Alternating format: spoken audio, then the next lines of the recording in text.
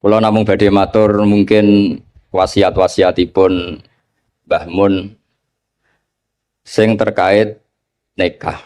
Iki khusus kangge Mas Tahsin kalian Mas Abi Darda. Karena kula nu nekuni ilmu tafsir. Kula niku ilmu paling kula kenang saking Mbah Mun tentang ilmu tafsir niku pengganti kata. Ini ki Mas Tahsin kalian Mas Darda.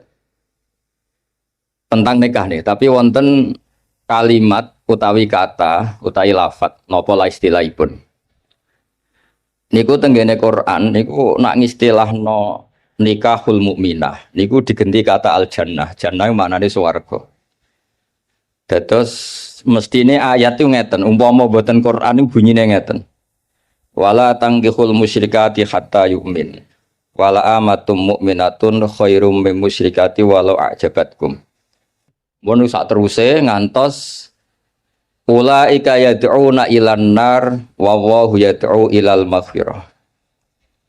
Wa wallahu yad'u ilal jannati wal maghfirati bi izni. Dados Allah niku nglarang nikahul musyrikah, nikahi wong wedok sing musyrikah. Terus Allah matur ulaika yad'una ilan nar, kena anti nikahi wong musyrikah iku padha karo ngajak ning neraka. Terus Allah dawuh wa yad'u ilal jannati wal maghfirati bi izni. Mestine cara alur kata niku wa yad'u ila nikahil mukminah. Jadi orang-orang di luar sana niku ngutus jenengan nu nikahi wong kafirah, wong kafir. Allah ngutus nikahi tiyang napa mukminah. Dan niku kata mukminah teng Quran digentos wa yad'u ilal jannah. Terus nikah mukminah niku mun hakikate swarga. Dadi saking mulyane nikahil mukminah niku pun disebut Allah niku ilal jannah, maring swarga. Dados penghormatane Allah taala teng ketentuan nikah tiyang mukminah. Meskipun diarani swarga ya resiko. Misale wong ning swarga kok ora duwe dhuwit iku ya lucu. Wong ning swarga kok cerewet itu ya lucu. Terus niki kangge garwa-garwa niku swarga iku ora ana cerewet, ora ana ngamuk. Sing lanang nggih ngoten, wong ning swarga kok kurang nafkah ya ora ana, ning swarga kecukupan kabeh. Tapi apapun niku pelajaran kanggo kula jenengan.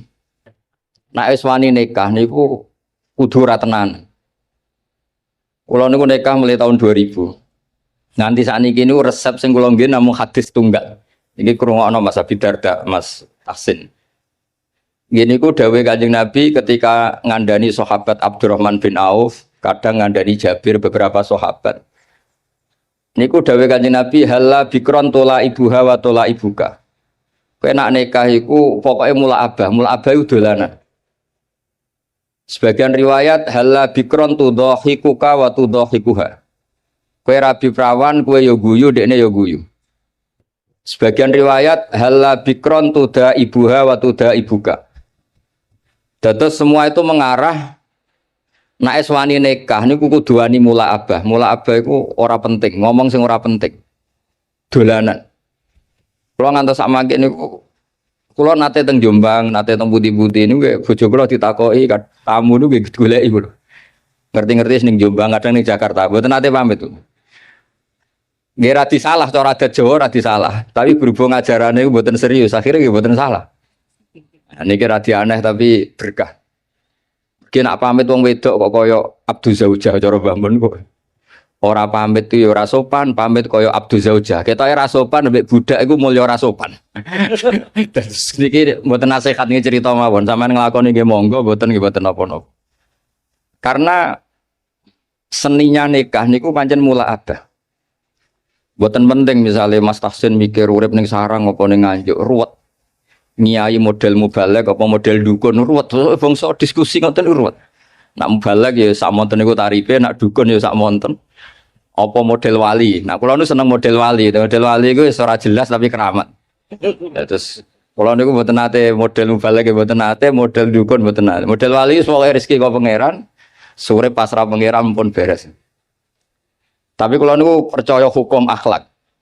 Mulane kula purun rawuh teng mriki jenengan matur nuwun Pak Zam. Pak Zam niku guru MGS paling lami. Guru mboten nate masae, mun diundang guru terus. Murid-muridnya Gus Naji, Gus Ubab mau diundang Kiai, Pak Zam tuh diundang Pak Zam. Terus guru paling nom, murid-muridnya mau pun diundang Syekh. Gus Najim ngundang Syekh. Tapi Pak Zam jadi diundang Pak Zam. Sing ra diawet nang kirane nggih kula nganti sakniki jek diundang Gus ora dibejo. Dadi nek salah ya pantes wong jek Gus dereng kiai. Tapi Gus ku kalah mbek kiai. Tapi kiai mbek Gus nggih hormat mergo serwet ta niku. Terus kula suwun niki resep kula sedanten sing nikah, aja geman tenanan. Donya iku laibun walahun, donya iku ora usah tenanan. Sing tenanan ikhlas. Kula bolak-balik dikandani Mbah Mun. Kowe ngiyai tenanan iku bento, sing tenanan ikhlas. Kowe mulang kok pengen minterno murid itu ya goblok. Wong sing bakat goblok ya tetep goblok. Entekno metodemu sing bakat goblok ya tetep goblok. Padha wong wedok iku rata-rata cerewet, entekno nasihatmu gitu tetep cerewet. Yes dianggap nopo ekspresif mboten nak bojomu ngamuk terus banting piring dianggap ekspresif. Memang orang kalau dendam mangkel iku kudu ana ekspresi. Jadi anggap mawon niku ahli acting ngoten mawon nak ngamuk iku ya tenanan. Dan banting piring itu ya rasional, timbang banting anakmu ada banting piring. Jadi pokoknya digawe gampang mawon. Riyen niku para sahabat cerita sing terkenal nih. Niku ngadepi wong wedok, ngadepi masyarakat tuh ilmiah. Sekarang tuh orang tuh kehilangan daya ilmiahnya. Karena ini saya ulang lagi, kalau mengke langsung kondur ngapunten dengan kata, karena saya nyiapkan naskah kalau ini badhe wonten semacam kados napa loka karya tafsir lah. Di kalau mambe pamit langsung kondur, mergi kalau nembe nyiapno niki nembe tengah-tengah tapi kalau pengen hormat Pak Zam mau saking dalam 3:30 Pak Burhan. 3:30 dini hari lala di papak teng Bojonegoro diriwatno mriki pundi Bu? Kemayang dados cepet kalau saged mriki cepet. Kalau tak cerita secara ilmiah. Dulu niku orang menghadapi istri, menghadapi anak, menghadapi keluarga niku diilmiahkan, tidak emosi. Masyhur itu, kalau sering diceritani para guru-guru, riyen Sayyidah Aisyah itu cemburu sekali ketika Nabi didatangi Halah niku dulure Sayyidah Khadijah. Karena Nabi itu sekali dengar suara Halah itu ingat Sayyidah Khadijah. Sampai Sayyidah Aisyah itu cemburu, dan ketika cemburu itu jenenge wong wedok, redaksinya itu pasti kasar. Ya Rasulullah, kenapa engkau ingat ajuzan, ingat wanita yang sudah tua, sementara sudah diganti wanita cantik dan perawan, maksudnya Sayyidah Aisyah. Efek dari kalimat itu Sayyidah Fatimah tersinggung karena ibunya disebut apa? Ajuz, orang yang sepuh. Akhirnya Nabi niku membiarkan Aisyah mergi puas saged menyebut Sayyidah Khadijah ajuz, tapi menghadapi Fatimah, Sayyidah Fatimah ini juga perempuan, nggak terima kalau ibunya disebut ajuz. Niku Nabi cara menghadapi ilmiah. Ya Rasulullah, ajarin saya satu kalimat yang bisa menghentikan Sayyidah Aisyah ngendikan seperti itu. Jawab Nabi geringan oleh jawab Nabi.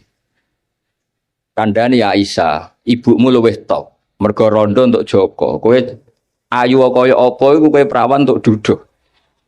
Jadi enteng mawon ngadepi niku enteng tuh. Ora kok terus kualat kena ngomong ngono meneh mboten. Wong wedok diancam kualat tuh mboten ngefek pun ngati lho. Mboten ngefek. Jadi dihadapi secara ilmiah. Akhirnya Aisyah mikir, wong aku ayune ngene piye untuk Kanjeng Nabi pun gadah garwa. Khadijah pun rondo angsal napa? Joko. Pun baton niku Sayyidah Aisyah pun mboten nate bakas-bakas malih. Jadi dulu itu orang itu menyelesaikan sesuatu dengan ilmiah. Kalau bolak-balik matur, kowe nak di bojo lagi ngamuk, iku berkah gede. Mergo nak ngamuk iku paling biayane mau sabar tok. Tapi nak rukun malah ngajak neng mall mahal. Jadi podo-podo sampai untuk ganjaran kan, sabar ya untuk ganjaran. Neng mall nyeneng bojo ya untuk ganjaran. Tapi untuk ganjaran neng mall kan mahal. Nak sabar buat apa? Biaya. Ya rodok jantungan sidik ngoten mawon, tapi kan buatan biaya. Saya punya argumentasi ilmiah dalam hal ini. Dulu Imam Syafi'i itu saya berkali-kali cerita. Kalau diceritain ini banyak orang mencintai jenengan, alhamdulillah di dulur, di konco. Dan ada diceritani separuh dari kampung ini ya Imam Syafi'i, itu gedeng jenengan. Alhamdulillah orang arah utang aku wong gedeng. Wong rukun yo ribet, utang duit ya mergo rukun, nyileh mobil ya mergo rukun. Tapi nak neng-nengan nak orang arah utang. Saiki hikmah ya kendi, dineng mbek dirukuni. Nak dirukuni diutangi duit, nak dineng yo ora enak dineng tonggo. Tapi hikmah orang arah diutangi napa? Duit. Artinya kalau diilmiahkan itu tuh dunia ini normal semua. Ya wow, nak bojomu ngamuk berarti orang arah jaluk blonjo, orang arah ngajak neng mall, nak rukun ngajak neng mall, neng bakso, milih budi, milih rukun apa milih nenengan? Rukun mahal. Soalnya ngoten ta, soalnya urip itu digawe gampang, diilmiahkan. Karena itu sanad kula gadah bapak nggih kiai, gadah guru nggih kiai, babah kula kiai itu dulu niku kula roh ngadepi dunia iku enteng. Saya tuh di kota sering disoal, Gus kenapa sih di daerah-daerah NU kok banyak musola? Kenapa tidak jatuh jamaah di masjid? Padahal satu jamaah di masjid kan lebih baik. Kalau Islam kota itu nggak bisa membayangkan ada musola. Bareng kalau terang, wong biasa ketua itu jadi anak buah ora kepenak. Jadi makmum di masjid ora jadi anak buah. Kowe ora rasane. Dangen-angen yo bener. Mergo setiap kiai iku digaya-gaya dhewe. Ana sing salat iku kancinge rapati bener kabine elek. Mergo amin dalil inna wa yang duru ila atsabikum jadi Allah ora delok klambi, ora delok penampilan, didelok iku ati. Ana sing amin macak adus minyakan jare mergo khudzu zinatakum inda kulli napa masjid. Macam-macam kiai iku beda-beda. Sampai peneliti sang luar negeri yang ketangklet kula iku. Gus sendakep yang bener itu gimana? Kalau sendakepnya orang Muhammadiyah itu kan standar. Kalau orang NU pusing saya. Ono sing nyekel dadane, ono sing nyekel wetenge, ono kowe ora jelas.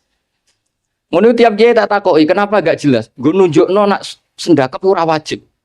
Berhubung ora wajib bentuke kudu ora jelas ben gak dadi aturan. Dadi pakem jenenge wajib. Lho kliru wae di dalil yang NU maksudnya. Ono ae dalile. Terus kula suwun mas-mas sing nikah sedanten sing pun mbah-mbah sing mun terlambat lan niku usahakan ngadepi bojo niku mula abah karena teks 3 hadis itu 3 riwayat itu kula apalno pancen karena ini ilmiah. Halla bikron tula ibuha wa tula ibuka, halla bikron tudo ibuha wa tudo ibuka, halla bikron tuda ibuha wa tuda ibuka. Semua maknanya itu jangan serius. Kalau nganti saat niki mulai nikah nganti saiki mboten nate rebukan mbek bojo. Gawe omah iku piye terus nak lunga kok teknis sing mboten nate. Kalau nak lunga kurang sak jam kadang cerita melok gak, nak melok ya melok ora ya ora apa. Kulo nggih mboten nate lunga mbek bojo juara. Pikiran kulo sederhana, ning omah awor ning lunga awor berarti nak tukaran niku kan ping pindho ning omah tukaran ning perjalanan tukaran. Tapi nak ra bareng kan ana jedane. Tapi itu teori loh, sampean ndak harus anut tuh. Semua orang kan beda-beda. Kalau gak ada kenangan tentang solusi itu, ini kalau kan karena nekuni ilmu, saya akan cerita ilmu. Dulu banyak sahabat kalau ditanya, Sifli wajah Rasulillah, coba ceritakan ke saya bagaimana wajahnya Nabi. Sahabat itu menangis. Saya itu tidak pernah melihat Nabi. Kok bisa? Wong jenengan niku sahabat. Haibatanlah, wa ijlalanlah. Saya ini terlalu menghormati beliau sehingga tidak pernah berani menatap wajah beliau. Tapi banyak sahabat yang karena mencintai Nabi itu melihat Nabi sampai tahu alisnya kayak apa, hidungnya kayak apa. Juga saking mencintai Nabi. Artinya sampai nak seneng bojo itu kadang-kadang ora delok 2 tahun. Wah agak roh eleke. Wong asline elek ana delok terus kan tambah kecoro. Jadi orang itu udah harus sama cara ngelola emosi, ngelola. Jadi sebenarnya kalau dunia ini diilmiahkan itu semuanya akan baik-baik saja. Jadi sekolah niku kepengen sak segede kula. Dewe Mbah Mun wau. Piye-piye istilah nikah wong mukmin wis disebut Allah swarga. Wa wa yad'u ilal jannah. Ning dinggon swarga ya ora ana tukaran, ora ana pisu-pisuan, termasuk ora ana urip susah. Terus niki harus jadi pelajaran. Mulane dewe Mbah Mun ora ana mulya kaya nikahil mukminah. Mergo pengganti katanya itu wawaw yaitu ilal napa jannah. Mestine kalau wala tangkihul musyrikati hatta yu'min, mestine penggantine wawaw yaitu ila nikahil mukminah. Tapi kata itu diganti wawaw yaitu ilal jannah. Terus niki penghormatan yang luar biasa saking Allah taala. Jadi sekedar nikahul mukminah iki pun ibadah. Wis rawati tahajud lah. Potongane ora biasa tahajud. Mono dawuhe Mbah Mun nak crita niku, riyen niku Nabi nak tahajud niku Sayyidah Aisyah niku turu ning ngarepe. Padahal Sayyidah Aisyah ayu perawan, Nabi ki tetep salat. Dawuhe Sayyidah Aisyah niki ora usah dipraktekno, ora iso. Dawuhe Sayyidah Aisyah, saya ditanya Nabi, saya sebetulnya kepengen sari-sarian mbek Nabi, mudojaah itu rilek-rilek mbek Nabi. Tapi fatarok tu hawa ya li hawahu. Tapi saya meninggalkan selera saya demi selerane Kanjeng Nabi. Karena Nabi nu eling pangeran niku pun bojo ayulah niku pun boten ngefek. Dan Nabi pamit ning Sayyidah Aisyah, "Dari ini ata'abbadu li Rabbi." Wonten sing maca ata'abbad li Rabbi. Mun urusan nahwu lah. Ketemu mriki kata alumni Ploso niku dari ini ata'abbad dadi jawab apa dadi kalimun pokoke riwayat itu ada dua, ada yang dari ini ata'abbadu li Rabbi, wonten sing dari ini ata'abbad li Rabbi. Aku pamit ya, aku lagi kangen pangeran tak salat. Terus niki nek sampean kepengin bojomu kangen, wis bengilah, jejerlah sampean tinggal tahajud. Engko ora roh anakku ora ganteng, mergo kapan ya eling aku. Tapi anggere bengi dikumpuli terus suwe bosen. Dados riyen niku terus riwayat-riwayat tentang Assalamualaikum daraqaumil mukminin wa inna insyaallah bikum lahiqun niku kata kitab nerangno Nabi keluar saking dalem. Naluri seorang istri ini wedi nak Nabi nu teng garwa liyane, wong Nabi garwane kathah. Delalah diikuti ternyata Nabi nu teng Baki. Teng Baki terus Nabi matur teng ahlu Baki, Assalamualaikum daraqaumil mukminin wa inna insyaallah bikum lahiqun. Niki kangge ibu-ibu, kangge bapak sing nembe nikah. Dados garwa-garwane Nabi ku kenangane meskipun sare sak kamar niku kenangane ku roh tahajute Nabi, roh ziarahe Nabi teng Baki. Mulane dawuh Fathul Bari kitab Sarai Bukhari. Kenapa Nabi itu istrinya banyak? Di antaranya apa? Wong wedok wong paling nekat cerita eleke sing lanang. Lah Nabi disukani garwa kathah kabeh ku ora ro eleke. Dadi wong Yahudi ku bingung ora eleke Nabi, biasanya sing paling gampang dikorek iku bojo. Lah ternyata bojone Nabi kabeh kenangane iku roh tahajude Nabi. Roh qiyamul lail Nabi nganti khatta waromat qodamahu, nganti sikile iku bengkak. Padahal pas teng dawuh Sayyidah Aisyah, mboten pas teng Saudah. Teng Saudah mungkin wong komen. Bangkune ra ditinggal salat wong Saudah iku ayu Aisyah. Niki teng pas teng daleme Sayyidah sinten? Aisyah. Dados dawuh Imam Fathul Bari itu Nabi niku garwane kathah dan perempuan itu biasanya orang paling nekat ngomong eleke bojone. Tapi semuanya itu yarwina ahsana ahwali. Semua kenangannya itu meriwayatkan perilaku Nabi terbaik. Mulane wong kok dilem bojo iku wong top tenan. Ayo tak boleh ibu-ibu tak boleh. Tak kon ngelem bojone 5 menit nak iso. Tak kei dhuwit. 5 menit mau. Karena wis mesti, misalnya anggar sing sugih mulai ben wayo. Engko sing melarat yo nyebeli mergo ora ngrejekeni. Engko anggar mulai duwe akeh polahe yo akeh. Wis ora ngarep bener tak jamin. Versi ibu-ibu lho. Dados tapi Nabi itu beda. Nabi niku sause intaqala ila rafiqil ala, bahasa gampangnya kapundhut. Nah bahasa adabe intaqala ila rafiqil ala. Niku kenangane Sayyidah Maimunah. Kenangane Sayyidah Sofiyah danten. Niku nggih tahajude sampai donga-dongane carane teng dalem carane badhe sari. Sampeyan iso bayangno bojomu ngriwayatno apike sampeyan. Ya ora ngare iso diriwayatno ora ana faktane, ora ana faktane. Nggih wau. Terus kula suwun masalah nikah niku masalah sing sekedar nikah niku pun ibadah karena tadi kata ila nikahil mukminah niku dening Allah taala digentos ilal jannah. Niku eling-eling niki ilmu yang saya tekuni. Terus di antara ilmu tafsir itu dijelaskan Quran itu sering ada kata pengganti. Nah, kata pengganti itu adalah penghormatannya Allah taala. Begitu juga menyangkut perempuan. Niku ketika seseorang mengabaikan perempuan, menterlantarkan perempuan, itu Allah ngendikan wala tattakhidhu ayatillahi huzwa. Kamu jangan menganggap ayat-ayat Allah Ta'ala itu sebagai mainan. Karena perempuan itu di halalnya ini, status halalnya oleh Allah didhawuhna fa innakum akhadtumuhunna bi amanatillah wastahlaltum furujahunna bi kalimatillah. Terus perempuan ini termasuk orang yang luar biasa. Kata penggantinya semuanya luar biasa. Nggih ngoten mawon niki ngregani pemerintah, nggih ngregani kula. Karena kula ini nembe nulis badhe loka karya tafsir di antara makalah-makalah kula tentang kata pengganti. Nggih wau, pokoke kula suwun sing nikah napa sing pun sepuh sedanten yakinilah bahwa sekedar nikah mukminah niku mun ilal jannah eling-eling. Lah ciri khas warga iku ora ana tukaran, ora ana kangelan, ora ana debat. Pokoknya semuanya nyaman. Nah, di sini pentingnya makalah-makalah baiti jannati omahku iku swargaku. Wong swarga kok tukaran, wong swarga kok ora duwe dhuwit iku ya ora pantes. Tapi ora usah diterusno. Swarga kok bojo elek sing lanang elek wis. Lah niku ora usah diterusno niku. Tapi yang jelas kula matur mboten saged kata-kata wis niku mawon mugi barokah. Al-Fatihah.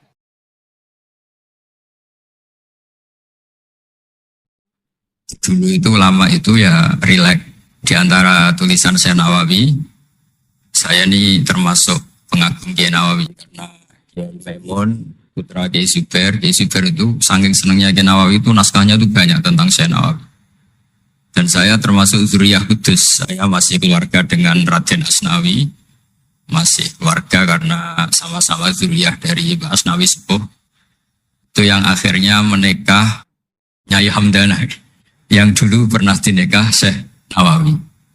Terus Nyai Hamdana itu dulu dengan Syekh Nawawi punya istri namanya Zuhro.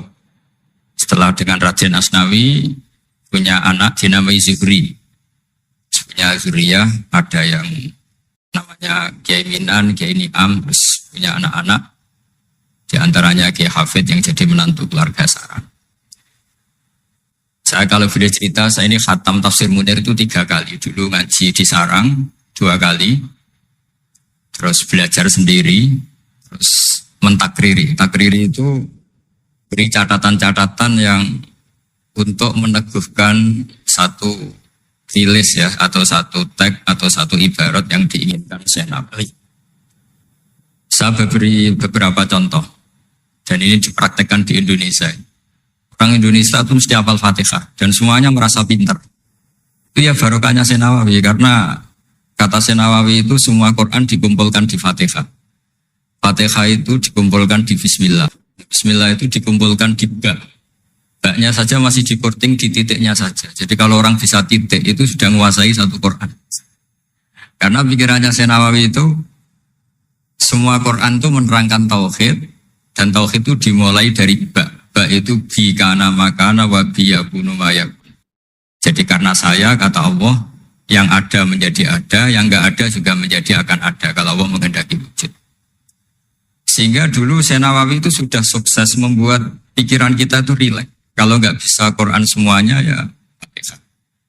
Kalau Fatihah enggak bisa ya baca Bismillah. Setidaknya orang Islam itu enggak boleh tercerabut dari Quran. Sehingga saya kalau baca teks-teksnya Syekh Nawawi itu punya pengaruh besar di cara pandang kiai-kiai Indonesia. Di antara yang paling monumental, dan setelah ini saya akan tidak menambahi juga tidak mengurangi, adalah Syekh Nawawi cara menganalisis surat Ar-Rum. Di Indonesia itu menerima faham beragama, tapi tidak menerima faham ateis. Itu dulu zaman Rasulullah SAW sugeng, itu ada kekuatan besar yaitu Romawi dan Persia. Singkat cerita, Persia ini tanpa nabi, tanpa kitab suci, yang Romawi ini punya nabi dan punya kitab suci. Meskipun versi mereka. Ketika orang Persia mengalahkan Romawi, itu nabi terus dicibir, diolok-olok sama orang kafir Mekah. Muhammad, kawan kamu yang punya kekuatan langit, maksudnya punya kitab suci, ternyata kalah. Paling kamu juga kalah dengan kita yang tanpa pegangan langit. Nabi itu susahnya minta ampun. Karena Nabi tidak bisa membayangkan kalau kehidupan manusia itu tidak dipandu agama, tidak dipandu kitab suci. Meskipun zaman itu ya Romawi itu tidak Islam. Kemudian kata Nabi diberitahu Allah Ta'ala, antara 3 sampai 9 tahun pasti Romawi akan mengalahkan Persia. Dan itu enggak dianggap kemenangan Romawi mengalahkan Persia, tapi menangnya ahli kitab, orang yang berpegangan kitab suci mengalahkan orang yang tidak berpegangan kitab suci. Dan saat itu Allah ngendikan wa yauma idzi yafrahul mu'minun, di hari kemenangan Romawi mengalahkan Persia atau kemenangan ahli kitab terhadap non ahli kitab, itu orang mukmin itu senang sekali. Sangat senang. Ini saya baca di teksnya Syekh Nawawi supaya di sini Anda tidak mendengarkan pendapat saya, memang benar-benar mendengarkan apa yang dikatakan Syekh Nawawi. Saya baca tidak Ya niru-niru Kiai Ma'ruf. Tadi beliau masih ngetikan secara fasih, ngetikan usul fikih, kaidah fikih. Karena ilmu beliau dengan kita ini bersanad yang sama. Dulu ngaji Mbak Karim yang ngaji Mbak Hashim. Jadi Mbak Hashim ngaji Syekh Khalil. Kalau saya lewat sanad kudus ya diantaranya saya lewat Syekh Nawawi Al-Bantani. Nanti saya baca beberapa sanad Syekh Nawawi. Kata Syekh Nawawi Al-Bantani beliau ngendikan wa yauma idzi yafrahul mu'minuna bi nasrillah wa yauma idz yahlibur rumu ala farisa yafrahul mu'minuna bi taghlibillah man lahu kitabun ala man la kitabalah wa yafrahuna bi walabatihim al musyrikin bi badrin. Jadi bangsa Indonesia itu terbiasa berkawan sama orang yang beragama, tapi tidak biasa berkawan dengan orang-orang yang tidak beragama. Itu karena Imam Nawawi mengatakan, Syekh Nawawi, wanak tubuh maqaddamu atharum, pikiran besar Syekh Nawawi adalah ketika orang Romawi mengalahkan Persia, itu cara berpikir Imam Nawawi itu mengalahkannya orang yang berkitab, mengalahkan yang tidak. Jadi ini bukan pendapat saya, juga bukan pendapat siapapun, tapi murni saya baca teks yang dari Syekh Nawawi. Sehingga kita secara psikologi, kita ini kan misalnya saya aja lah contohnya. Misalnya saya miskin, ada petinju, orang miskin kulit hitam bersama orang kaya. Kalau yang menang yang miskin tuh ikut senang, padahal ya tidak ikut menang. Karena kayak terwakili. Kan. Dulu kata Syekh Nawawi, itu juga pikirannya begitu. Ini saya baca ini kata Syekh Nawawi. Misalnya seperti itu zaman itu. Wa sababun nuzuli hadil ayat annahu kana baina Faris war Rum qitalun. Wa kana al-musyrikun yawadduna antaghliba farisu ar-Ruma. Di anna Faris kana majusian ummiyin wal muslimuna yawadduna ghalabatar Rum ala Faris liqaunihim ahlal kitab. Jadi dulu itu kata Syekh Nawawi, pikirannya orang Islam, boyo yang menang itu ahli kitab karena sama-sama punya agama, punya peradaban. Jangan sampai yang menang itu yang tidak punya kitab, tidak punya peradaban. Jadi itu saya yakin yang mengilhami kita, para kiai kita bikin Pancasila diantaranya yang membentuk Pak Karno, karena Pak Karno ya dulu ngaji sama Agus Praminoto, ngaji sama orang-orang pintar. Kita ini berketuhanan. Jadi itu ciri khas Syekh Nawawi di antaranya. Kemudian beliau menganalisis kemenangan. Kemenangan itu ketika orang Islam sudah kuat. Ini halaman 424. Ini nanti kitab saya tinggal di sini sebagai hadiah sama Syauki sama warga besar Pondok Tanah. Nabi itu orang yang nggak suka duniawi, tapi kenapa sih Nabi harus menang? Nabi Sulaiman akhirnya menang, Nabi Dawud akhirnya menang, Nabi Ibrahim ya akhirnya menang, Nabi Musa akhirnya juga menang, dan Rasulullah SAW juga akhirnya mengalami kemenangan. Itu cara menganalisis Syekh Nawawi Al-Bantani. Kata beliau, iqamati alamatir riyasah, supaya kepemimpinan Islam itu kelihatan. Fala yabqa mayaqdiru alal ikrah alal kufri. Jadi kalau kita menang, baik secara politik maupun ekonomi atau kultur, setidaknya tidak ada lagi kekuatan manapun yang memaksa kita untuk menjadi kafir atau menjadi salah. Kita tahu misalnya di beberapa negara di Eropa, barokahnya orang Islam kaya ya, pemain bola dulu tuh kalau puasa susahnya bukan main. Gara-gara klubnya dibeli umat Islam itu, malah cari tukang adzan di stadion itu, karena yang punya sudah orang Islam. Itu contoh kekuatan ekonomi. Dulu kita mungkin mengalami pengajian itu kayak apa susahnya. Sekarang ketika banyak orang-orang yang dari dunia kiai cakep, sekarang ya nyaman. Jadi di antara alamatnya tamkinu hadatin adalah wala yumakkinan nalagum dinahumul ladir tatu alagum walaibadilan nagum mimba di khawfim amna. Ciri utamanya adalah tamkin fil ard. Merasa beragama itu nyaman, tidak ada yang enggak. Itu zaman itu Syekh Nawawi sudah menganalisis kenapa sih Nabi harus menang. Kata beliau supaya layab ko mayak tiru alal ikroh alal kufri. Ini tafsir di ayat wa yahdiyaka siratan mustaqima ketika Syekh Nawawi menerangkan kenapa Nabi harus menang di halaman 424 surat Al-Fatihah. Jadi itu sisi-sisi betapa Syekh Nawawi itu luar biasa. Terus menyangkut kiblat. Dulu ramai sekali di Indonesia kalau kiblat harus presisi betul, harus ditertibkan betul. Tapi ternyata masjidnya para wali dan para orang-orang soleh itu ya kayaknya asal madep mulon itu ada yang komentar itu kenanya Afrika atau Mesir entah. Tapi Syekh Nawawi zaman itu ngendikan setelah beliau cerita presisi, beliau ahli falak. Saya tahu banyak keahlian beliau falak karena saya punya kitab gurunya Syekh Nawawi. Namanya Syarus Salikin, itu karangan beliau Syekh Abdus Somad. Itu kata beliau selain menukil pentingnya presisi kiblat, tapi beliau tetap menukil itu ngutip Waruwiya an Ibni Abbasin annahu qol al-baitu kiblatun li ahlil masjid wal masjid kiblatun li ahlil haram wal haram kiblatun li ahlil masyriq wal maghrib. Wa hadza qaulu Malik. Jadi karena orang Jawa itu rata-rata kiai itu mesti baca tafsir Munir sehingga ya dianggap enteng saja. Ya sudahlah pokoknya kira-kira madhep mulon itu. Karena kalau masjid dipresisikan detail, nanti pertanyaannya juga yang sudah mati-mati harus dipresisikan karena wajib madhep kiblat itu tidak hanya sholat, tapi juga orang yang sudah meninggal itu bisa ribet itu. Ya kalau yang mbahnya wali, jenazahnya masih utuh. Kalau yang enggak wali kan sekliwat itu karena sudah enggak ada bentuknya. Makanya dulu ada guyonannya kiai mau dipindah itu, betulnya enggak boleh. Jangan, kalau mbah saya wali saya keren, jasadnya utuh. Kalau mbah saya enggak wali.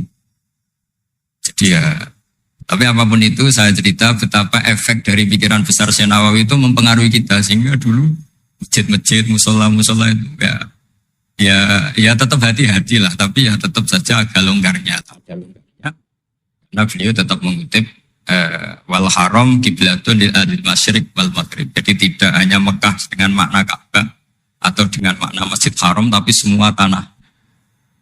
Dan itu bisa 25 atau 20 kilo persegi. Kemudian ini biar benar-benar halnya Syekh Nawawi. Jadi saya tidak cerita pikiran saya, tapi murni cerita Syekh Nawawi. Murni cerita Syekh Nawawi. Saya punya naskah banyak karena memang saya nekuni betul. Saya khatam, kalau nggak 3 kali saya khatam tafsir Munir. Ketika beliau menafsirkan fa inna hizballahi humul ghalibun. Ini favorit saya di Syekh Nawawi. Pasukan Allah itu pasti menang, ya. Pasukan Allah itu pasti menang. Tapi beliau dengan unik menjelaskan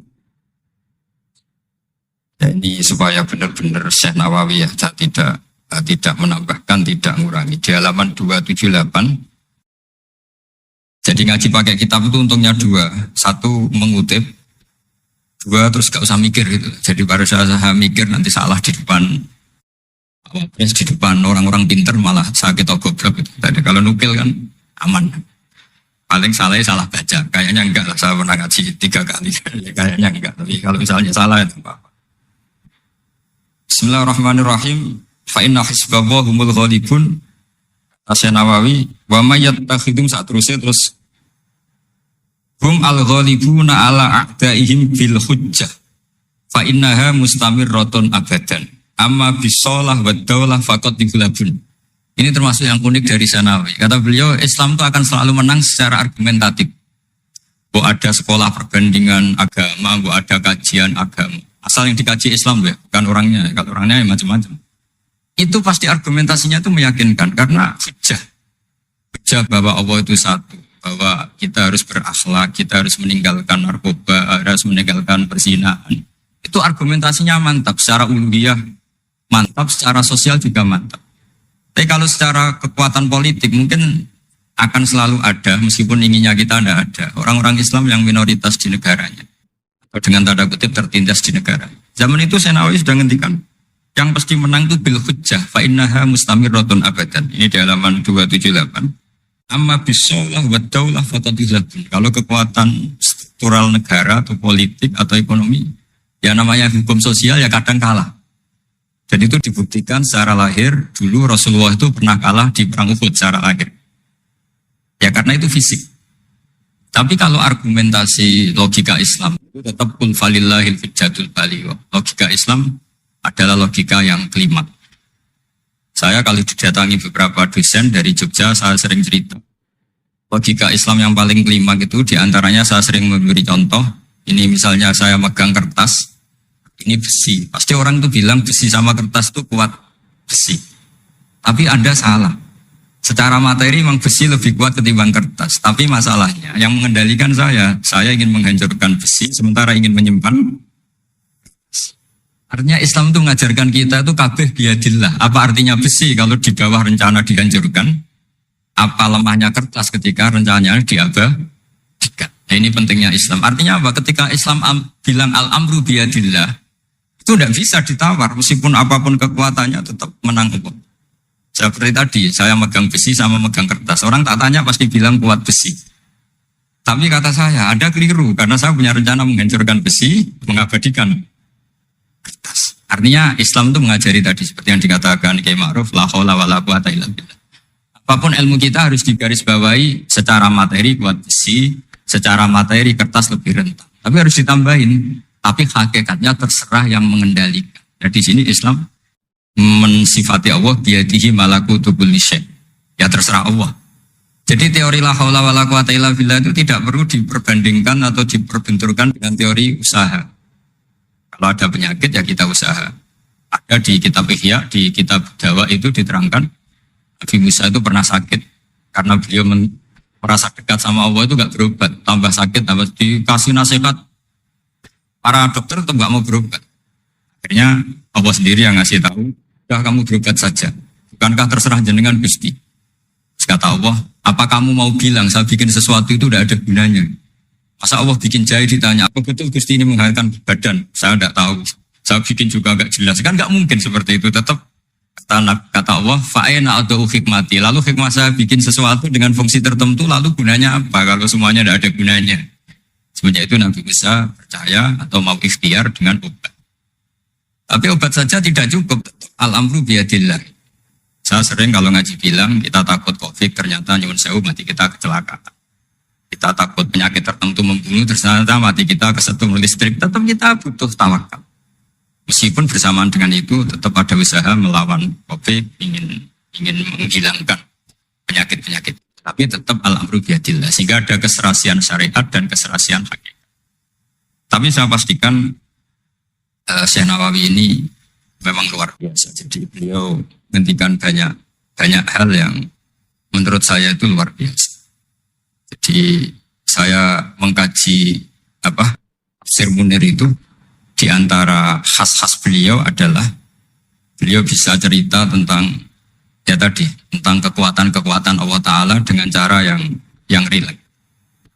Kemudian kenapa kiai-kiai Indonesia itu ngadepi orang fasik itu tenang. Tidak langsung antipati seakan-akan fasik selamanya. Yang soleh juga tidak jumawa seakan-akan soleh sampai mati.